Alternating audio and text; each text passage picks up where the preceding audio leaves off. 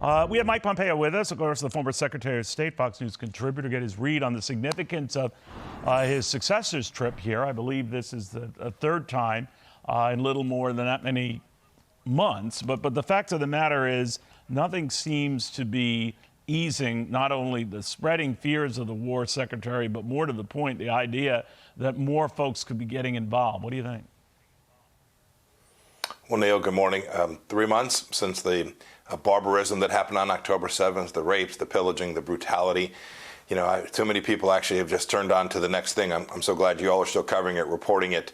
I still have all those hostages, including Americans, being held.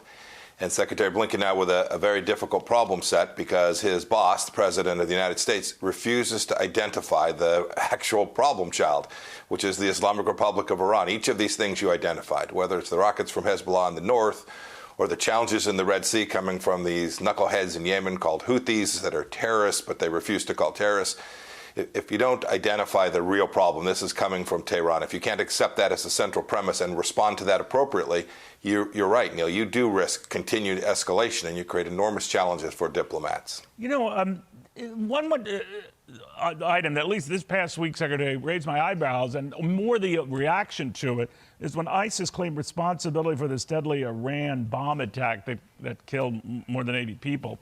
But ISIS was claiming responsibility when a lot of people were pointing the finger at Israel that it might have had something to do with that.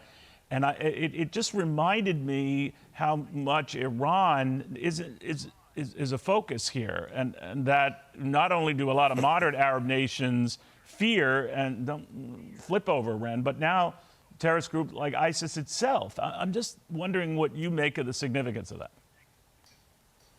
Yeah. Look, I don't know if that claim is real. I am highly confident that this was an Israeli. I don't have any inside knowledge, but the Israelis, much like Americans, we don't kill civilians in the way that happened in these two bombings. So this was someone other than Israel or the United States behind this attack. Why should they take a bow? Why would they take a bow, even if that were not the case, like you say? I'm sorry. Why should ISIS take a bow and say that we're behind this?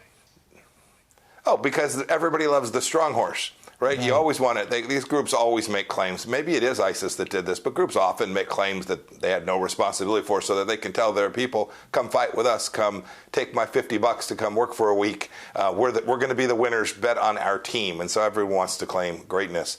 You know, I always think back to where we were almost exactly 3 years ago when President Biden came in.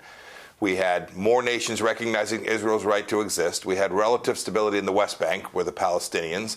We had the Abraham Accords where countries had said, yeah, let's all work together. And Iran was isolated. And the reason you're having Americans attacked 100 times, Neil, since October 7th, is because the Biden administration flipped the script. These are evil actors. And when you think, boy, I can negotiate with them, I can give $6 billion to them, and they'll stop taking American hostages, that is dangerously naive and puts the American people at risk.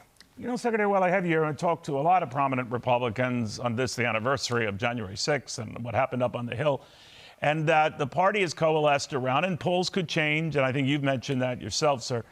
That Donald Trump, it's as if that didn't happen, or if it did, it was unfairly portrayed or taken advantage of by left-wing media. I think that was the gist of what Governor DeSantis told me. But what do you think all these years later about the former president's role in that, maybe whether he galvanized that? A lot of Republicans then were mad at him about that, but not mad anymore. Oh, look, it wasn't America's finest day, Neil. I don't think there's any doubt about that. But what Liz Cheney and the progressive left have made out of that day is grossly disproportionate to the reality of the risk to the United States. I mean, I think you can see that. Just stare at the 4 years of the Trump administration and stare at the 3 years of the Biden administration. And if you're asking which president was more likely to do something like, try and overturn the Supreme Court and refund student loans that you have no authority to do. I mean, this has been a reckless administration. And I think the American people can feel that no matter what the Biden administration tries to say about how, gosh, the economy's good.